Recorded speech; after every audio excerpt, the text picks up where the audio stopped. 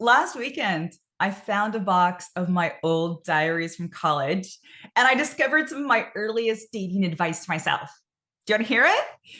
Well, apparently, I had been scratching my head over what to do about this boy that I had been close to, but was now pulling away. And I wrote, if I like and admire him, I need to remember that and talk to him as he once was, not as he is now, because apparently I didn't like who he'd become. Because talking to him as he was, I wrote, will make him who he was. You have to pretend and take things as if his old self had said them. Now, here's the bit that made me laugh out loud. I wrote, women love men who make them feel young and special. Wait a second, he doesn't make me feel young and special. My younger self was doing exactly what I teach women now not to do. I was prioritizing my feelings for him over his feelings about me. Now, when we're young, we still believe that we can control people. I had this magical belief that I could treat this boy like the boy I remembered, and he would magically transform back into the person he used to be. But we all grow up, we all change. We can never go back to the way things were. And I'm glad of it. All these decades on, I can look back at my younger self with so much amusement. And I wish I could tell her that she was wasting her time on a boy that would not end up becoming part of her future. So let me ask you, what do you wish you could tell your younger self? If you could travel back through time and whisper into the ears of the girl you once were when you were 20, what would you tell her? Hi, I'm Amy Waterman. I'm a love expert here at yourbrilliance.com, and I am so glad you're here. In this video, I will be sharing 3 life lessons I wish I could have passed on to my younger self because it would have spared me so much pain.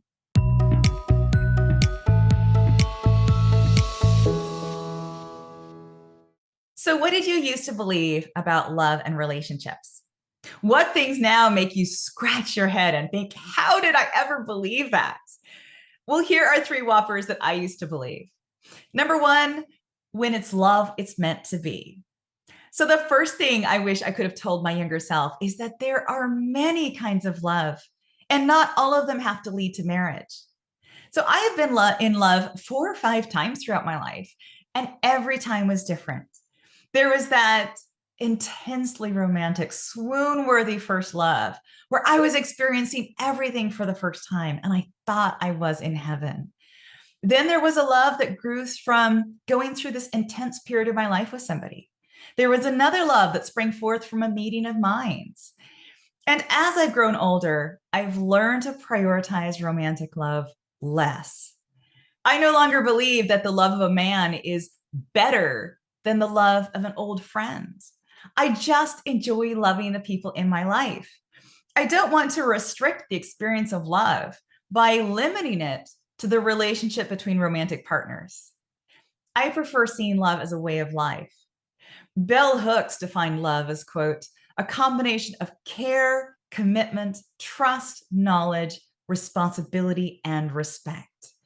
So we can create bonds like that with people and even places and pets and so much more. Knowing that love is not a feeling that happens to me, but rather a choice I make, has given me the certainty that I am in power in my love life. I think we make love too small of a thing when we call it a feeling, because feelings come and go. They're not a strong foundation for a lifetime commitment. And I wish my younger self would have held those feelings a little more lightly. Number 2, relationships are a woman's responsibility. So the second thing I wish I would have understood back then is that relationships are not the woman's responsibility. Relationships are a partnership. Men are just as responsible as women are. And in fact, when women take all the responsibility in a relationship and men take none, the relationships are less satisfying and less stable. But that's what I saw growing up. I saw the women serving the men by making them food and looking after them and making sure they had everything they needed. I didn't really see the men doing anything. The men worked, so they came in to eat and sleep, and then they left again. I didn't see men complimenting their wives or romancing their wives or making sure their wives were comfortable. And in fact, I didn't even realize men could do that. And I would have fallen straight into a relationship like that if I hadn't gone out into the world and seen so many other different ways to be. I saw beautiful relationships where the men took really good care of their wives. So if their wives needed help, they helped. If their wives asked for something, they got it. And not in a subservient way, right? These weren't men taking over the woman's role, but rather in a respectful way. These men were partners. And as I've gotten older, it's become even more important to me to have those kinds of partnerships because we all get older. We all have to deal with health issues. We can't do what we once did. And you do not want to get stuck with a man who doesn't know how to take care of you or take over the basic housework. Because someday you might get sick and you might need someone to look after you until you're better. And what will you do if your guy does not have the skills or the inclination? Now, hopefully, you'll have female friends or family members who can step in, hopefully. But to me, the essence of love is wanting to look after one another. It's not the woman looking after the man and then having no one to look after her. Number 3, marriage is the end of the road. The third thing I wish I could have told my younger self is that life is a grand adventure and relationships are just part of the ride. I grew up being told over and over and over again that my purpose was to grow up, go to college, work for a bit, and then get married and settle down and have children. So marriage was my destination. And until I got married, I would always be a kid waiting to get tapped on the shoulder by a man who would finally make me a woman. But marriage doesn't make anyone an adult. And it's certainly not the final destination of anyone's life. Life is so much bigger than that one romantic relationship. You are so much more than the man you're with. Life is about work and creativity and contribution and soul. Every day you impact people, and your existence has changed this world in some small way. And at the end of your life, you will think back on all the experiences you've had.